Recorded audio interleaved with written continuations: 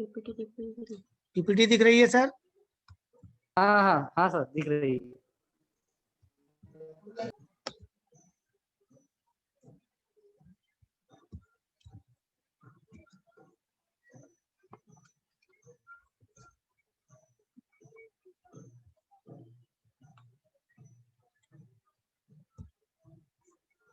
Start करें sir?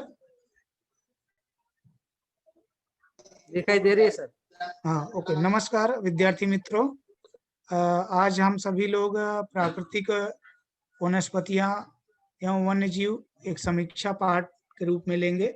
इसमें हम लोग जो है देखते हैं कि कौन कौन से जो मुद्दे हैं और कौन कौन से जो प्रश्न हैं जो महत्वपूर्ण हैं। तो उस आगे के क्रम में हम लोग जो है पीपीटी के माध्यम से समझने का प्रयास करेंगे। और जो पिछला लेक्चर हुआ है उसको जरा एक सरसरी निगाह से देख लेते हैं।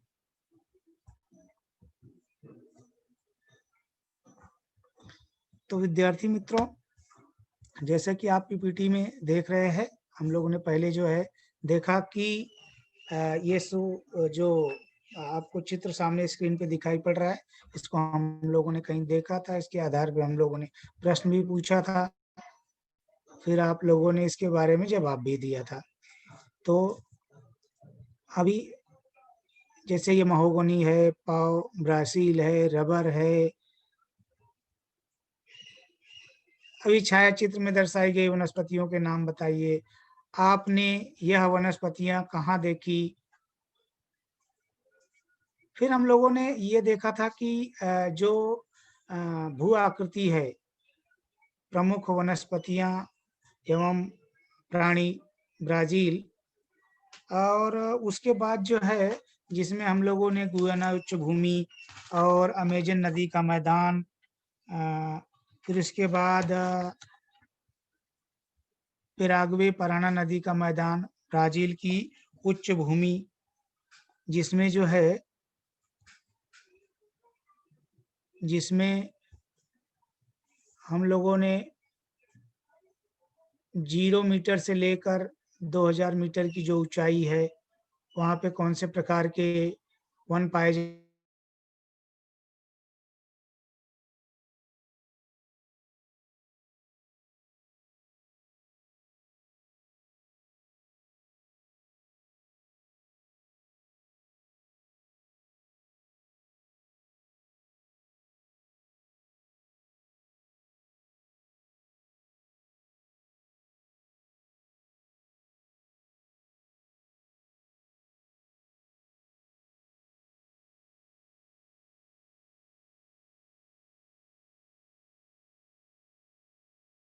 और उसके बाद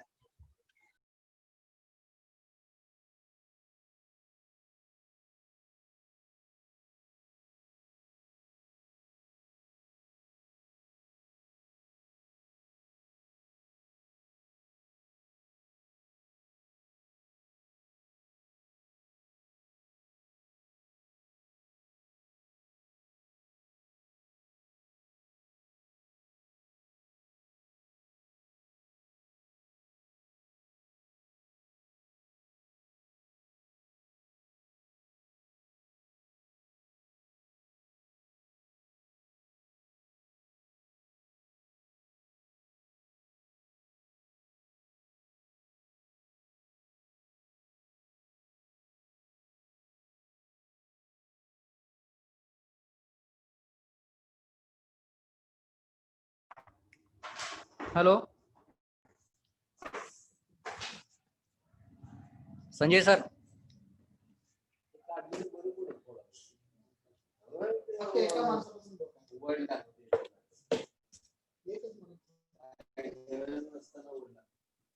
हेलो, हाँ सर बोलिए। आवाज नहीं आ रही क्या सर? हाँ अभी आ रही है। भी आ रही है सर? हाँ हाँ नेटवर्क का इशू लग रहा है सर कुछ। हेलो, ओके ओके ठीक है, शुरू कीजिए। एक मिनट सर। हाँ, तो हम लोगों ने अभी देखा कि कैसे जो है जो गुयाना उच्च भूमि है, अमेजन नदी का मैदान है, और इसको हम लोग जो पीपीटी के माध्यम से देख रहे थे। थोड़ी आवाज की दिक्कत हो, नेटवर्क का इशू है लग रहा है। फिर हम लोग एक बार फिर उसी पीपीटी से आगे बढ़ते हैं। तो जैसे हम लोगों ने देखा कि यहाँ पर गुयेना उच्च भूमि है 400 किलोमीटर, अमेजन नदी का मैदान 1200 किलोमीटर और 2000 किलोमीटर पैराग्वे पराना नदी का मैदान, ब्राजील की उच्च भूमि। अब जो है हम लोग यहाँ पर पहुंचे थे 27 डिग्री सेल्सियस तापमान और 1200 मिलीमीटर बरसात, तटीय जो प्रदेश है। अब हम लोग आगे बढ़ते हैं। तो ब्राजील की वनस्पतियों के बारे में हम लोगों ने जानकारी हासिल की कि ब्राजील की जो वनस्पतियां। Hello sir. आवाज सर हाँ हाँ बोलिए सर। पीपीटी ये क्या हेलो पीपीटी नहीं दिख रहा है आपका? पीपीटी नहीं हाँ दिख रहा है सर? पीपीटी नहीं दिख रहा है सर एक मिनट सर, नेटवर्क का इशू लग रहा है सर, कुछ दिक्कत है। एक मिनट सर।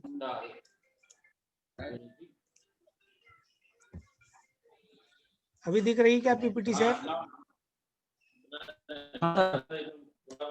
हेलो आवाज नहीं आ रही हाँ सर सर दिख रही है, आवाज आ रही है आपकी और पीपीटी पे दिख रही है। दिख रही है क्या सर?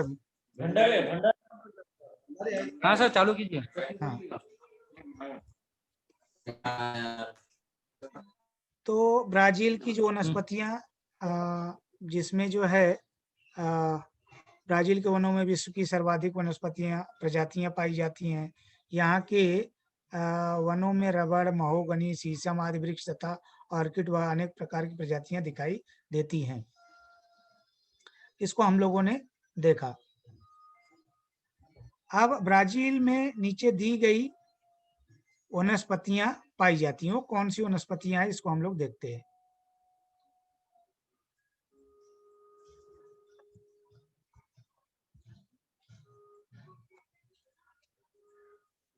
अधिक वर्षा वाले प्रदेश की वनस्पतियां, मध्यम वर्षा वाले प्रदेश की वनस्पतियां, कम वर्षा वाले प्रदेश की वनस्पतियां।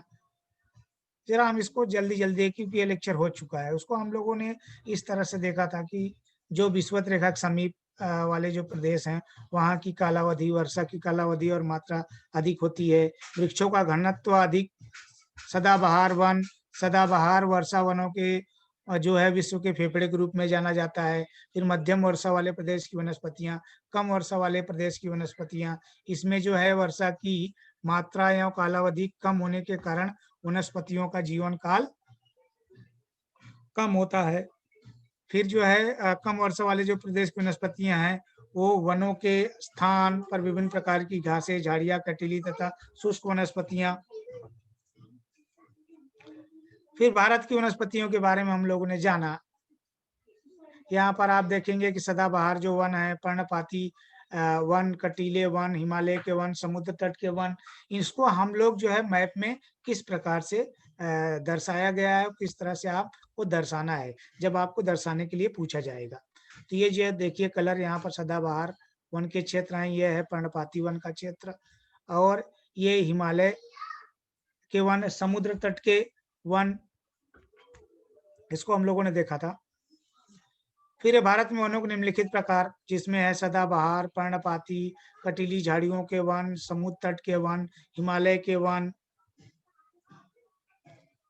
फिर इन वनों को हम लोगों ने देखा था कि वन क्षेत्र का स्थान क्या है 2000 मीटर से अधिक औसत वर्षा तथा पर्याप्त सूर्य प्रकाश वाले प्रदेशों में। पर्णपाती जो वन है 1000 मिलीमीटर 2000 मिलीमीटर वर्षा वाले प्रदेश में। वनों के वृक्षों की विशेषताएं क्या हैं, यानी जो सदाबहार वन है इनकी विशेषताएं क्या हैं। वृक्षों की पत्तियां चौड़ी तथा गहरी हरी, वृक्षों की लकड़ी मजबूत, भारी तथा टिकाऊ, सर्वाधिक जैव विविधता। और पर्णपाती की क्या है, ग्रीष्म ऋतु में वृक्षों की पत्तियां गिर जाती हैं ताकि वाष्पीभवन द्वारा पानी की कमी ना हो। वनों के जो है वृक्ष हैं महोगनी, शीशम, रबड़ सदाबहार वन के, और पर्णपाती के सागौन, बांस, बरगद, पीपल इत्यादि, इसको हम लोगों ने देखा था।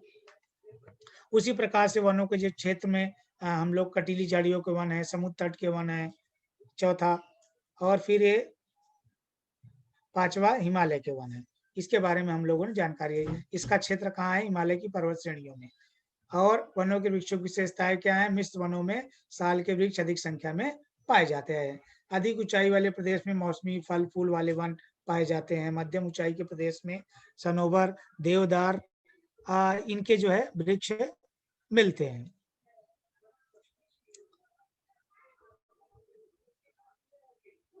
अभी हम लोग जो है सुंदरी का जो वृक्ष है, जो तटीय वन के रूप में हम लोगों ने उसका एग्जाम्पल के रूप में हम लोग देख सकते हैं।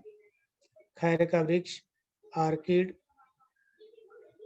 और लैगून के बारे में हम लोगों ने पिछले लेक्चर में जानकारी हासिल की थी कि लैगून किसी विस्तृत जल स्रोत जैसे समुद्र या महासागर के किनारे पर बनने वाला एक उथला जल क्षेत्र होता है, जो किसी पतली स्थलीय पेटी या अवरोध, रोध, रोधिका, भित्त आदि द्वारा सागर अथवा पूर्णतः अलग होता है। इसका निर्माण अधिकांशतः अपतट रोधिका, रोध, प्रवाल भित्ति अथवा प्रवाल वलय द्वारा तटवर्ती जल को मुख्य सागर से पृथक कर देने से होता है। पृथक कर देने से मतलब है अलग कर देने से होता है। देखो मुख्य सागर ये है और इसको क्या किया है, वाल के रूप में दिखाई पड़ रहा है और उसको इससे अलग कर दिया है, तो इसको हम लोग बोलते हैं लैगून।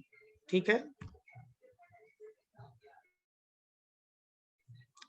अभी बच्चों अभी आपको ये प्रमुख रूप से समझना है कि जो पाठ क्रमांक 5 है, प्राकृतिक वनस्पतियां एवं वन्य जीव, तो इसको 2 लेक्चर लिए गए थे जिसमें प्राकृतिक वनस्पतियां, दूसरे में जो है वन्य जीवों के बारे में आपको जानकारी दी गई थी।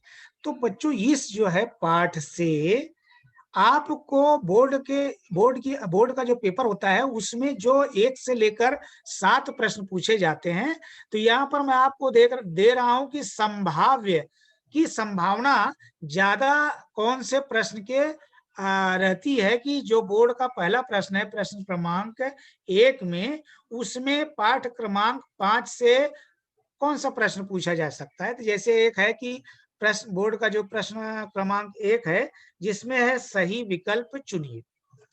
अब बोर्ड में नए पैटर्न के अनुसार तो आपको 3 विकल्प होते हैं, सही विकल्प चुनिए, सही संबंध, सही सहसंबंध पहचानिए और श्रृंखला पूर्ण कीजिए, बराबर है, और सही समूह पहचानिए।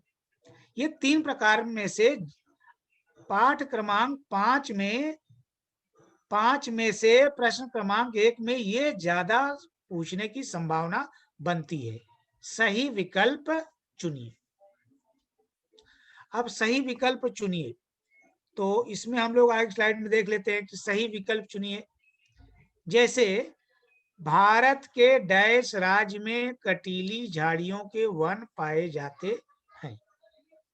ठीक है, तो आपको ऐसे अ, ब, क, ड ऐसे 4 ऑप्शन दिए गए रहेंगे और आपको क्या है, इन चारों में से एक ऑप्शन जो सही है उसको उत्तर के रूप में आपको लिखना है। जैसे दूसरा है भारत में डैश में गरान के वन पाए जाते हैं। ऑप्शन रहेगा हिमालय की तलहटी रेगिस्तानी प्रदेश, दलदली प्रदेश, हिमालय के अधिक ऊंचाई वाले प्रदेश। तीसरा जैसे डैश ब्राजील की विशेषता है, मोर, सियार, कंगारू, गुलाबी डॉल्फिन। फिर है भारत के घास वाले प्रदेश में। तो इसमें भी आपको 4 ऑप्शन दिए गए रहेंगे। फिर आपको जो है इसको एक ऑप्शन जो सही होगा उसको चुनकर उत्तर को पूर्ण करना है। तो आपको जो है जैसे ये जो सेंटेंस है इसको आपको पूर्ण लिखना है और इस जगह को फिल करके इस सेंटेंस को पूर्ण लिखकर आपको उत्तर में दर्शाना है। ये नहीं है कि सिर्फ अ लिखकर महाराष्ट्र लिख देंगे। ठीक है, आगे हम लोग देखते हैं।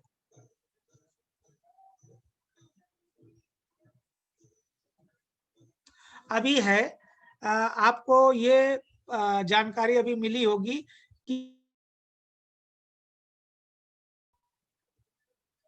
आपको अभी ये जानकारी मिली होगी कि सही विकल्प चुनकर लिखिए। प्रश्न क्रमांक जो है 1 में पाठ क्रमांक 5 प्राकृतिक वनस्पतियां एवं वन्य प्राणी, इसमें जो 3 ऑप्शन हैं उसमें से सही विकल्प चुनिए। ये आपको ज्यादातर पूछा जा सकता है या पूछा जाता है 4 नंबर के लिए। फिर आपका है कि पाठ 5 में से प्रश्न नंबर 2 में क्या पूछा जा सकता है। तो प्रश्न नंबर 2 में जो है आपको ऑप्शन मिलते हैं कि उचित जोड़ियां मिलाइए, भिन्न घटक पहचानिए, कथनों को उचित क्रम में रखिए, श्रृंखला पूर्ण कीजिए, गलत जोड़ी पहचानिए।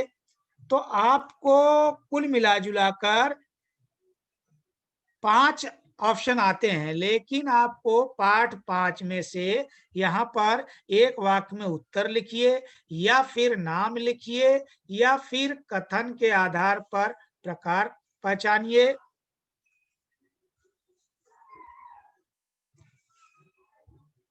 सॉरी, आपको जो है प्रश्न नंबर 2 में जो आपको ऑप्शन है, 5 ऑप्शन है, 5 ऑप्शन में से पाठ क्रमांक 5 में से ज्यादातर ये जो 2 ऑप्शन है, जैसे उचित जोड़ियां मिलाइए या फिर आपको भिन्न घटक पहचानिए, ये दोनों में से आपको पूछा जा सकता है। तो इसको जो है हम लोग जो है देखेंगे।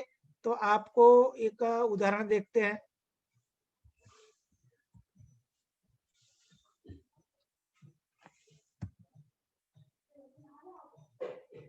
एक उदाहरण देखते हैं इसका।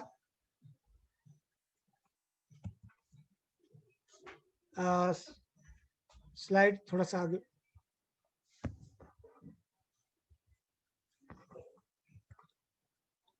इसमें जो है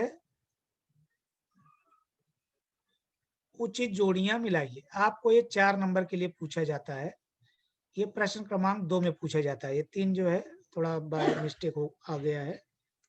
तो जैसे इसमें सदाबहार वन, पर्णपाती वन, तटीय वन, हिमालयन वन, तो आपको इसमें 4 पूछा जाता है, 5वां नहीं। ये 4 ही पूछे जाएंगे और उसको आपको 5 ऑप्शन यहाँ दिए गए रहेंगे समूह ब में। तो यह एग्जाम्पल के लिए आपको यहाँ पर मैंने जो है दिखाया है। और फिर जो है आगे उसमें है कि प्रश्न नंबर 2 में भिन्न घटक। तो भिन्न घटक में जैसे ब्राजील में पाए जाने वाले वनों के प्रकार, तो कटीली झाड़ियों वाले वन, सदाबहार वन, हिमालयन वन। तो इसमें भिन्न घटक क्या है, इसको आपको बताना होता है। तो ब्राजील में पाए जाने वाले वनों के प्रकार, तो इसमें जो है ये ब्राजील में कटीली झाड़ियों वाले वन मिलते हैं, सदाबहार वन मिलते हैं, पर्णपाती वन मिलते हैं, लेकिन यहाँ पर जो भिन्न है, अलग है, वह है हिमालयन वन। ये तो यहाँ पर है भारत में, ठीक है। तो अभी भारत के संदर्भ में इसमें भी आपको भिन्न घटक बताना है। तो जैसे है अगरान के वन, भूमध्य सागरीय वन, विषुवत रेखी वन, कटीली झाड़ियों वाले वन। तो यहाँ पर जो है विषुवत रेखी वन नहीं है, ये भिन्न घटक है भारत के संदर्भ में।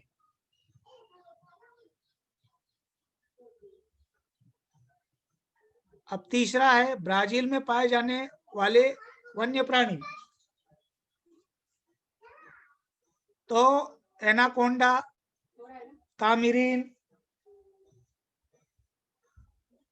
लाल पांडा,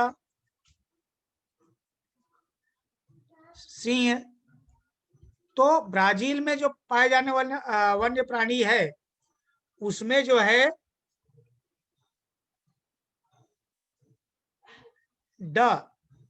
सिंह नहीं पाया जाता है, बाकी ये पाए जाते हैं, भिन्न है। मतलब भिन्न कौन सा है, ये ऑप्शन ड का। अभी उसी प्रकार से भारतीय वनस्पतियां। अभी बच्चों ये जो मैं बता रहा हूं आपको इस लेसन की समीक्षा करते समय, तो आपको बोर्ड के कौन से प्रश्न क्रमांक में किस तरह से प्रश्न पूछे जा सकते हैं, तो मैंने प्रश्न क्रमांक 2 में बता रहा हूं। उचित जोड़ियां पूछी जा सकती हैं और भिन्न घटक पहचानिए ज्यादातर पूछा जा सकता है। अभी भारतीय वनस्पतियां देवदार है, अंजन है, बरगद है, बराबर है। लेकिन जो ऑर्किड है ये भारतीय वनस्पति नहीं है, उससे मतलब अलग है, भिन्न है। 19 में पूछा भी गया है। अभी हिमालय के वनों के वृक्ष तो पाइन, पीपल, देवदार, फर, पाइन, पीपल, देवदार, फर, तो ये पीपल नहीं है, ठीक है। इस तरह से आपको इस प्रश्न क्रमांक 2 में आपको ये 4 नंबर के लिए पूछा जाता है। प्रश्न क्रमांक 2 में आपको ये 4 नंबर के लिए पूछा जाएगा, 4 प्रश्न पूछे जाएंगे इसमें।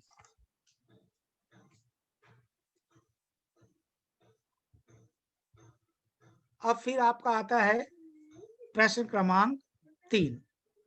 एक वाक्य में उत्तर लिखिए। भी आपको 4 क्रमांक के लिए पूछा जाएगा, 4 अंक के लिए पूछा जाएगा, 4 नंबर के लिए पूछा जाएगा।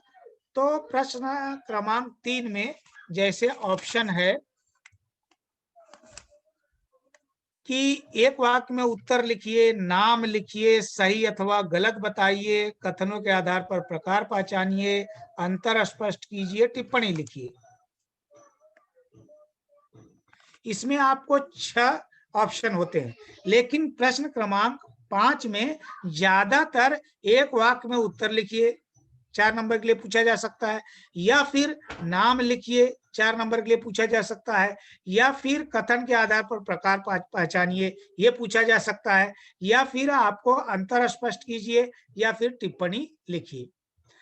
तो इस तरह से 1, 2, 3, 4, 5, छठवा जो है वो थोड़ा कम पूछा जाता है, लेकिन वो भी पूछा जा सकता है, लेकिन 5 महत्वपूर्ण है।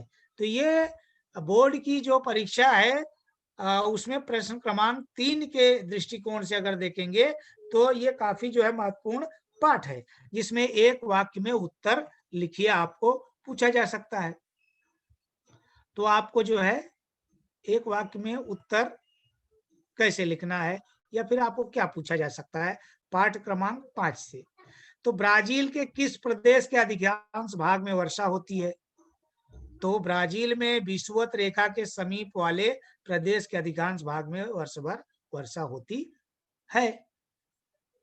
फिर उसी प्रकार से दूसरा प्रश्न है कि ब्राजील के वर्षा वनों को क्या कहा जाता है? तो ब्राजील के वर्षा वनों को विश्व के फेफड़े कहा जाता है। हम लोगों ने अभी ये लेक्चर जैसे ही शुरू हुआ, हम लोगों ने छोटा सा, हम पिछले लेक्चर में हम लोगों ने क्या किया था, यानी जो पाठ क्रमांक 5 का लेक्चर हुआ था उसमें हम लोगों ने क्या जानकारी हासिल की थी।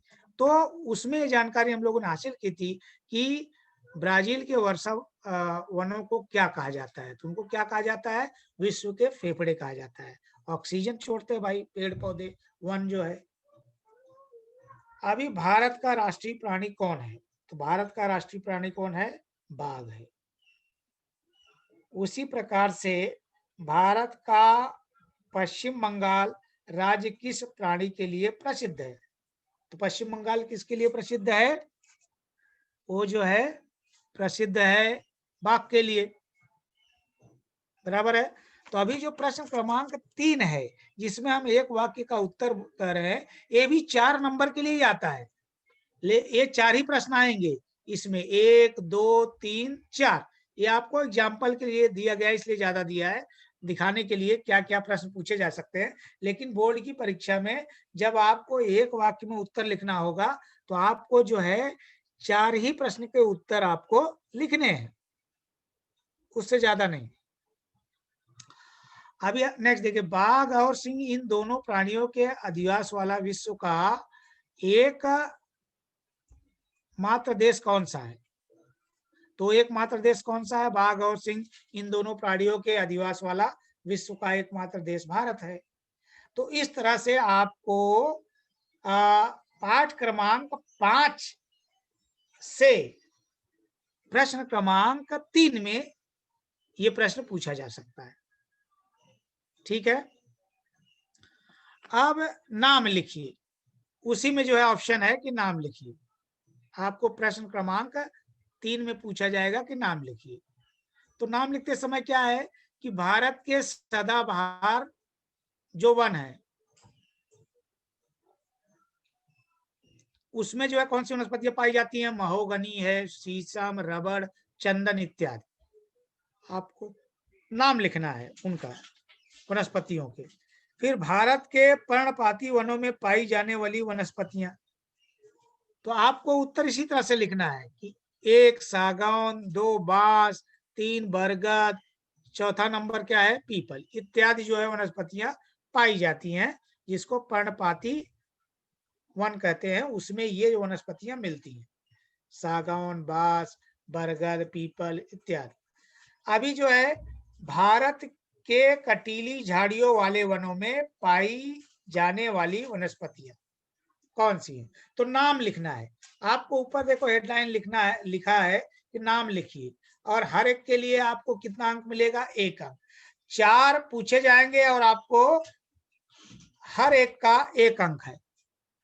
तो भारत के कटीली झाड़ियों वाले वनों में पाई जाने वाली वनस्पतियां, जिसमें खैर, बबूल, खेजड़ी, घृत कुमारी, रामबास, आप ये लिखेंगे, आपको जो है मिल जाएगा 1 अंक।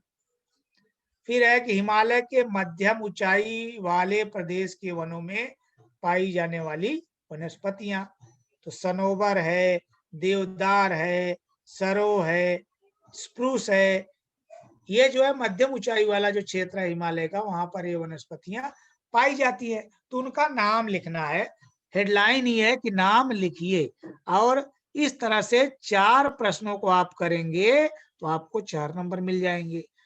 तो आपको प्रश्न नंबर 3 में या तो एक वाक्य का उत्तर लिखने के लिए आपको 4 प्रश्न पूछे जाएंगे, या तो फिर आपको क्या पूछा जाएगा? नाम लिखिए, ये भी जो है आपको 4 पूछे जाएंगे।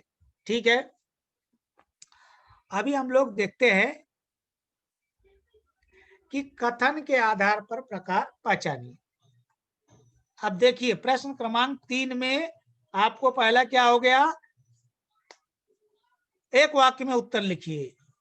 या तो एक वाक्य में उत्तर लिखिए आ सकता है, या फिर नाम लिखिए आ सकता है, या फिर सही अथवा गलत। इसकी संभावना कम होती है, उससे ज्यादा संभावना होती है कथनों के आधार पर प्रकार पहचानिए। यानी जो ये लिखा गया है, ठीक है, ये जो झील में विश्व के फेफड़े कहे जाने वाले वनों का प्रकार, तो ये कौन सा प्रकार है? ये कहाँ मिलता है? सदाबहार जो वर्षा के वन होते हैं उनको ही ब्राजील में विश्व के फेफड़े के रूप में जाना जाता है। अभी यह ब्राजील में की जाने वाली उस कृषि का प्रकार जिसके कारण वन्य जीवों का अस्तित्व खतरे में पड़ गया है। किसके कारण खतरे में पड़ गया है? तो ये कथन कहा गया है, कौन सा प्रकार है? तो ये है स्थलांतरित कृषि। एक जगह से दूसरे जगह जो स्थलांतरित होकर, माइग्रेट होकर कृषि करते हैं, उसके कारण क्या होता है कि ब्राजील में की जाने वाली उस कृषि प्रकार जिसके कारण वन्य जीवों का अस्तित्व खतरे में पड़ गया है। मान लो भाई आज यहाँ पर जंगल में खेती कर रहे हैं, दूसरे जगह चले गए, वहां पर जो वन्य प्राणी रह रहे हैं वो कहाँ जाएंगे? ये समस्या निर्माण होती। तो प्रश्न क्रमांक 3 में कथनों के आधार पर प्रकार पहचानिए, ये भी आपको 4 नंबर के लिए पूछा जाता है। ये भी आपको 4 आएगा, और 4 नंबर के लिए पाठ क्रमांक 5 से पूछा जा सकता है। अभी देखिए ये है अंतर स्पष्ट कीजिए। ये भी प्रश्न क्रमांक जो 3 है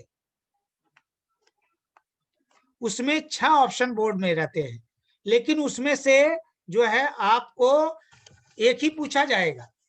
मान लो आपको पूछा गया है प्रश्न क्रमांक 3 में कि एक वाक्य में उत्तर लिखिए, तो आपको बाकी नहीं पूछे जाएंगे। तो लेकिन आपको 6 में से कोई एक पूछा जा सकता है। अभी हम लोग देखेंगे अंतर स्पष्ट करो। तो जैसे भारत के प्राकृतिक वन और ब्राजील के प्राकृतिक वन,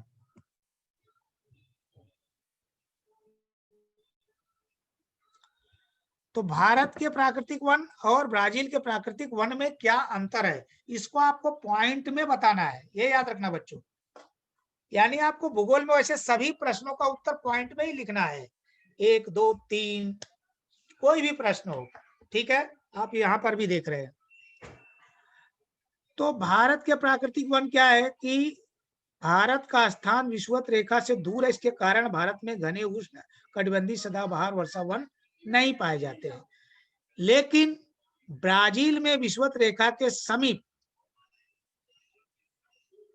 उत्तरी भाग में पर्याप्त वर्षा होती है और प्रकाश मिलता है, इसके कारण ब्राजील के उत्तरी भाग में घने उष्ण कटिबंधीय सदाबहार वर्षा वन पाए जाते हैं। यहाँ पर सदाबहार वर्षा वन नहीं पाए जाते हैं। तो जो ब्राजील का प्राकृतिक वन है वहां पर सदाबहार वर्षा वन पाए जाते हैं। ये प्रमुख जो है अंतर है। ये विषुवत रेखा से दूर है तो ये इसके समीप है, ये प्रमुख अंतर है। आपका ये पॉइंट हो गया। फिर है कि भारत के उत्तरी भाग में हिमालय की पर्वत श्रेणियों में अधिक ऊंचाई वाले प्रदेशों में मौसमी फल फूल वाले वन, मध्यम ऊंचाई वाले प्रदेशों में सनोबर, देवदार, सरो आदि शंकुधारी ये जो वृक्ष हैं मिलते हैं और तलहटी में मिश्र वन पाए जाते हैं। तो ब्राजील में अधिक ऊंचे तथा बर्फाच्छादित पर्वत नहीं पाए जाते हैं। हिमालय में पर्वतों की ऊंचाई अधिक है, हिमालय पर्वत है, लेकिन ब्राजील में ऐसा नहीं है। वहां पर बर्फाच्छादित अर्थात बर्फ से ढके हुए पर्वत नहीं पाए जाते। इसके कारण भारत में पाए जाने वाले हिमालयन वन ब्राजील में नहीं पाए जाते।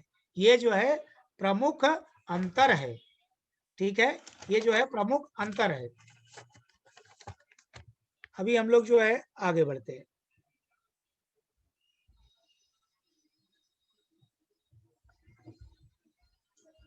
अभी टिप्पणी लिखिए। आपको जो है अंतर स्पष्ट करने के बाद टिप्पणी लिखिए। ये जितना भी मैं बता रहा हूं प्रश्न क्रमांक 3 में 6 ऑप्शन में से कोई एक पूछा जाएगा। आपको या तो पूछ लिया जा सकता है कि आप नाम लिखिए, या पूछ लिया जा सकता है सही अथवा गलत लिखिए, या पूछा जा सकता है एक वाक्य में उत्तर लिखिए, या फिर पूछा जा सकता है कथनों के आधार पर प्रकार पहचानिए, या फिर क्या है टिप्पणी लिखिए। तो जब भी पूछा जाएगा ये आपको 4 नंबर के लिए ही पूछा जाएगा। तो यहाँ पर आपको जैसे पूछ लिया जाए कि भारत के सदाबहार वन, या पूछ लिया जाए भारत में पाए जाने वाले कटीली झाड़ियों वाले वन, या फिर पूछा जाए कि भारत के समुद्र तट के वन। अभी हम लोग ने पहली जो स्लाइड देखी उसमें भारत के जो सदाबहार वन है, तो टिप्पणी लिखते समय हमको क्या है पॉइंट वाइज में लिखना है। जैसे हेडलाइन है भाई भारत के सदाबहार वन के बारे में, आप टिप्पणी लिखिए। तो आप उत्तर लिखकर पॉइंट डालेंगे कि भारत के उन भागों में सदाबहार वन पाए जाते हैं जहां भरपूर मात्रा में सूर्य का प्रकाश उपलब्ध होता है और जो औसतन जो बरसात होती है वह 2000 मिलीमीटर से अधिक होती है। तो भारत के अंडमान एवं निकोबार द्वीप समूह, पश्चिमी घाट, असम, यहाँ पर क्या होता है सदाबहार वन पाए जाते हैं। अब उसी प्रकार दूसरा पॉइंट कि भारत के सदाबहार वनों में मुख्य रूप से महोगनी, शीशम, रबड़, चंदन आदि वृक्ष पाए जाते हैं। तीसरा, भारत सदाबहार वनों के वृक्षों की लकड़ियां मजबूत, भारी, टिकाऊ होती है। इन पत्तियों की पत्तियां चौड़ी और गहरी हरी होती है, जिसको हम लोगों ने बॉक्स में स्लाइड में देखा था। ये जो आपको जानकारी है, इस प्रकार से आपको जो है पाठ क्रमांक 5 से ये प्रश्न पूछे जा सकते हैं टिप्पणी के लिए। ठीक है, अब हम लोग आगे बढ़ते हैं। बच्चों, पाठ क्रमांक 5 में से आपको ये पूछा जा सकता है कि मानचित्र में जानकारी भरिए, या फिर मानचित्र वाचन करिए। तो यहां पर भरने के लिए दिया गया, देखो नीचे दिए गए भारत के रेखा मानचित्र में निम्न प्राणियों को उनके अधिवास के अनुसार चिन्हों तथा संकेतों की सहायता से दर्शाइए। ठीक है, तो आपको जो ये प्रश्न है, ये प्रश्न क्रमांक 4 जो बोर्ड की जो प्रश्न क्रमांक 4 है, उसमें आपको 4A में ये पूछा जा सकता है 4 नंबर के लिए। ठीक है, 4A में आपको पूछा जा सकता है 4 नंबर के लिए।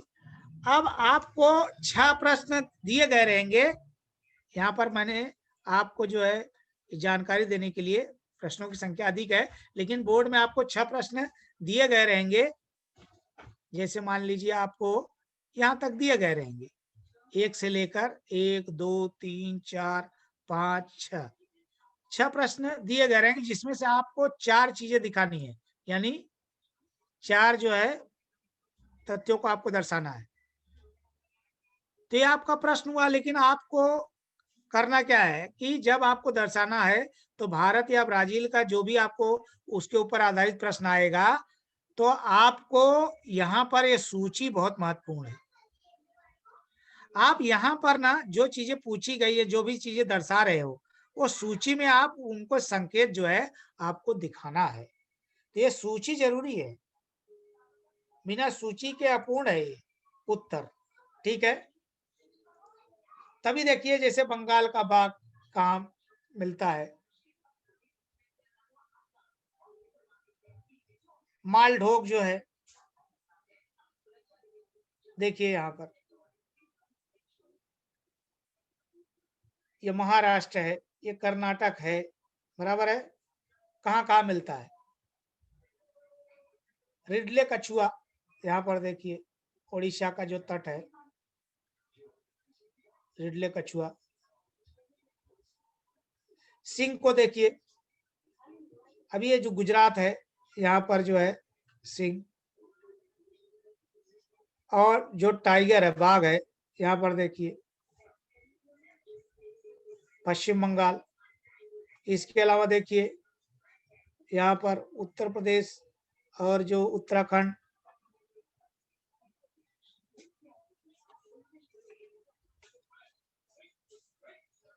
झारखंड सिंह। अभी देखिए घड़ियाल, घड़ियाल यहाँ पर आपको दिखाई पड़ रहा है, उड़ीसा का जो तट है। यहाँ पर भी देखिए उत्तर प्रदेश, मध्य प्रदेश,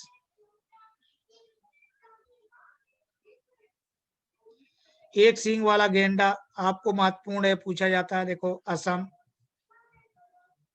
यहाँ जो है उत्तर प्रदेश,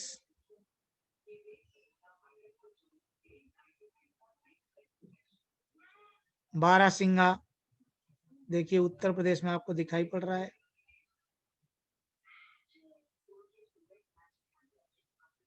यहाँ पर देखिए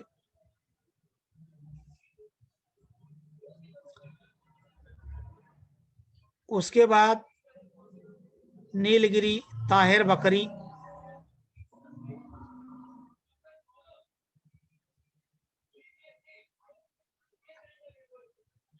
ये देखिए यहाँ पे ताहिर बकरी, केरल आपको दिखाई पड़ रहा है। यानी इस तरह से आपको सूची बनाकर जो प्रश्न क्रमांक 4A है उसमें आपको दर्शाने के लिए चीजें पूछी जाएंगी। तो आपको मैप में कैसे दिखाना है और उसकी सूची बनाना है। तो आप मैप में जो चीज दिखा रहे हो सूची में वो चीज उसी तरह से होनी चाहिए। जैसे आपने 1 नंबर पर देखिए बंगाल का बाग है, इसको दिखाया है, ठीक है। तो बंगाल का बाग आप जहां जहां भी दिखा रहे हैं, ये मतलब वो 1 नंबर है बंगाल का बाग, यानी ये पश्चिम बंगाल में मिलता है। यहाँ उत्तर प्रदेश में भी आपने दिखाया तो यहाँ पर भी मिलता है। ये सूची के माध्यम से ये पता चल जाएगा बंगाल का बाग आप दिखा रहे हैं। जो मालढोक है, इसको आप यहाँ पर 2 नंबर पे लिए हैं तो आप यहाँ पर चिन्हित करेंगे, ठीक है। तो ये पता चलेगा हाँ ये मालढोक आप कौन कौन से प्रदेश में है, ठीक है। एक सींग वाला जो गेंडा है आपको भी दिखाई पड़ेगा, तो उसको भी आपको 4 नंबर सूची में आप यहाँ दिखाएंगे। आप यहाँ नंबर भी डाल सकते हैं, ठीक है। इस तरह से आपको दिखाना है। एक दूसरा एग्जाम्पल भी ले ले रहे हैं वन्य प्राणी का, कि दिए गए मानचित्र में हमको क्या करना है, सुनहरा तामरीन, एनाकोंडा, कोंडोर, गुलाबी डॉल्फिन को दिखाना है। तो आप ये देखिए कि जो ब्राजील का वन्य प्राणी है उसको हमको ब्राजील के मैप में दिखाना है। तो कैसे दिखाना है? तो हमने बताया जैसे एक सूची बनाइए, 1 2 3 4, ये आपको 4 नंबर के लिए पूछा जाता है, ठीक है ना। तो सुनहरा तामरीन 1 नंबर यहाँ पर मिलता है, आपको यहाँ दिखाना है। फिर है एनाकोंडा, यहाँ पर दलदली प्रदेश में मिलता है, यहाँ पर भी मिलता है, ठीक है। अब उसके बाद कोंडोर है, यहाँ पर है, वन्य प्राणी है, इसका नाम कोंडोर है। और ये है गुलाबी डॉल्फिन, ये यहाँ पे मिलता है। तो आपको इसको आपको दर्शाना है इस तरह से मैप में। फिर हम लोग आगे बढ़ते हैं। उसी प्रकार से आपको पाठ क्रमांक 5 से भौगोलिक कारण पूछे जाते हैं, जैसे हिमालय के ऊंचे भाग में वनस्पतियों की संख्या विरल है, ब्राजील में कीड़े मकोड़ों की संख्या अधिक है। आपको इस तरह के जो है प्रश्न पूछे जाएंगे। और ये महत्वपूर्ण प्रश्न है कि हिमालय के ऊंचे भाग में वनस्पतियों की संख्या विरल है। क्यों विरल है? तो हिमालय के ऊंचे भाग में तापमान बहुत कम होता है, बराबर है। यहाँ पर जो तापमान है 0 डिग्री सेल्सियस से भी कम पाया जाता है, ठीक है। तो इस तरह से हमको जो है पॉइंट डालकर ये बताना है, कारण बताना है कि क्यों जो है हिमालय के ऊंचे भागों में वनस्पतियों की संख्या विरल है, यानी जो है दूर-दूर है। और यहाँ पर क्या है, अति ठंड जलवायु तथा बर्फ की परत के कारण हिमालय में बड़े पैमाने पर वनस्पतियों की वृद्धि नहीं होती है, क्योंकि क्या होता है, बहुत ज्यादा ठंड होती है और बर्फ पड़ती रहती है, ठीक है। अभी ग्रीष्म ऋतु में हिमालय का तापमान अपेक्षाकृत अधिक होता है और यहाँ की बर्फ भी पिघलने लगती है। इसके कारण हिमालय में ग्रीष्म ऋतु में मौसमी पौधे उगते हैं, परंतु सर्दी के मौसम में वनस्पतियां नष्ट हो जाती है। इस प्रकार हिमालय के ऊंचे भाग में वनस्पतियों की संख्या विरल है। ब्राजील में कीड़े मकोड़ों की संख्या अधिक है। क्यों? क्या कारण है? भौगोलिक कारण। तो कीड़े मकोड़े मुख्यतः घने वनों, घास वाले प्रदेशों, दलदली प्रदेशों में पाए जाते हैं। दूसरा, वृक्षों की पत्तियां, घास, फूलों का रस आदि कीड़े मकोड़ों के खाद्य पदार्थ हैं, यानी जो उनको खाने के लिए चाहिए वो भी वहां पे मिलता है। जैसा माहौल उनको उनके जीवन के लिए चाहिए वो बिल्कुल उनके अनुसार है। ब्राजील के उत्तरी भाग में घने वन, पैराग्वे, पराना नदी,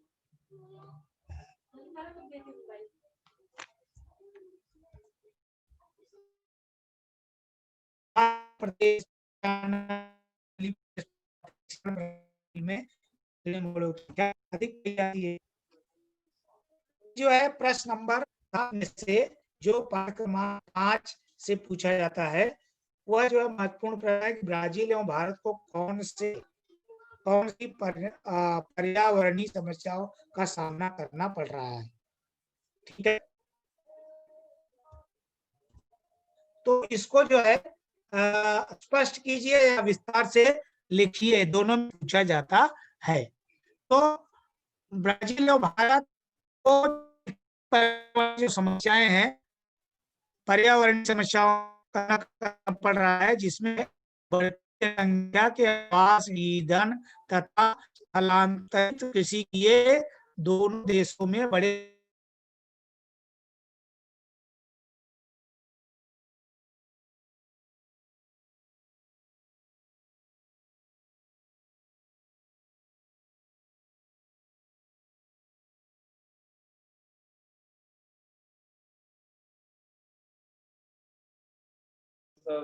हेलो।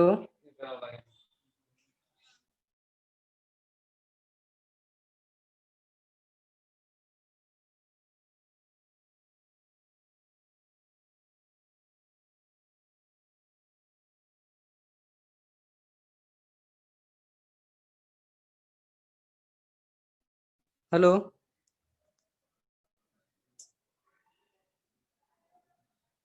Hello Sanjay sir. हाँ सर, हाँ हेलो। सर, आवाज आवाज गया था आपको। हो गया नहीं, क्लास? नेटवर्क का इशू हो रहा था सर। हेलो। हाँ हाँ हाँ। हाँ बस लास्ट 2 मिनट सर, हाँ लास्ट क्लास। का। हाँ, ओके। तो दूसरा है, दोनों देशों में बढ़ते नगरीकरण के कारण प्रदूषण की समस्या हो रही है। और इसके अलावा प्रदूषण से क्या होता है, ये पर्यावरण का ह्रास होता है।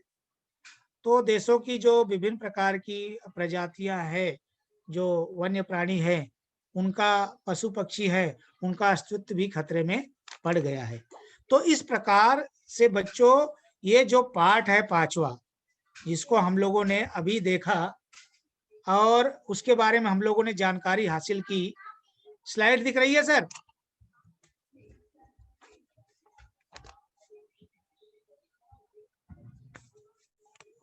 हम लोगों ने देखा, तो इस प्रकार ये जो पाठ है, ये बोर्ड की परीक्षा में कितना महत्वपूर्ण है, इसको हम लोगों ने जाना और समझा। अभी अगर किसी को कोई प्रश्न हो तो जो है वो पूछ सकता है इससे संबंधित।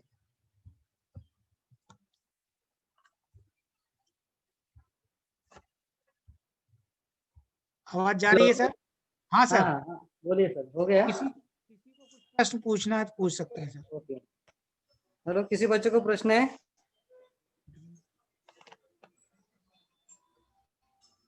हेलो, किसी को कोई प्रश्न है?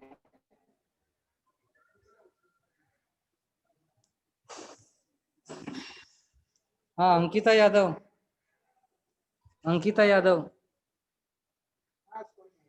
अंकिता यादव, अंकिता यादव। हाँ बोलो अंकिता बेटा, क्या पूछना है? सर मानचित्र में, सर जो मानचित्र में दर्शाना है, तो सभी के ये जो ड्राइंग करना रहेगा सभी के करना रहेगा? नहीं सुनो बच्चों, ये देखो आपको मैंने एग्जाम्पल दिया है। मैंने क्या बताया, जैसे कि ये जो दूसरा है ना, देखिए ये दिखाई पड़ रहा है। अभी आपको 4 चीजें पूछी जाएंगी, मतलब टोटल 6 चीजें पूछी जाएंगी, लेकिन 4 चीजें ही दर्शानी है। तो उन 4 चीजों को ही आपको दिखाना है। जैसे यहाँ पर 4 चीजें दर्शाई गई है ना, सूची बनाई गई है कि सुनहरा, तामरीन, एनाकोंडा, कोंडोर, गुलाबी डॉल्फिन। तो आपको छह बातें आपको बताई जाएंगी कि ये 6 प्रश्न है, 6 में से आपको 4 को दिखाना है। आपके जो भी ब्राजील या भारत के मानचित्र में जो पूछा जाएगा, तो आपको इस तरह दिखाना है। देखो यहाँ पे दिख रहा है, स्क्रीन पे दिखाई पड़ रहा है क्या? आगे किसी को प्रश्न पूछना है कुछ? हेलो। हाँ हेलो। हाँ सर, अभी कोई नहीं है, किस खास ऊपर नहीं है। Okay sir. तो ठीक है, बंद करेंगे। Okay sir. Okay sir.